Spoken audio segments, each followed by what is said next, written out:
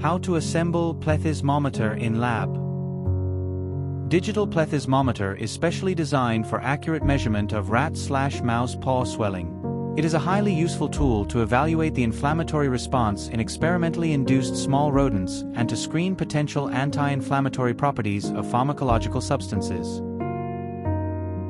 There are many products available in market which mainly works on the principle of conductivity, and they give highly accurate results like shown below. Even though the above devices are highly accurate, the problem with above devices is the pricing. So I'm going to show you an economic option to assemble plethysmometer using a weighing scale in the laboratory at very cheap price, almost in the cost of a digital weight scale, $70.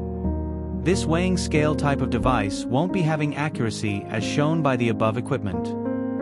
You require following components to assemble plethysmometer in the lab: weighing scale of 500 gm capacity, resolution 0.01 gm or higher, glass beaker of 50 to 100 milliliters capacity.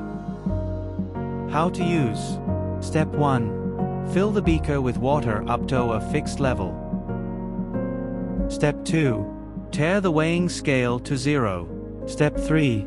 Dip the animal paw in the beaker and note down the reading. Thank you.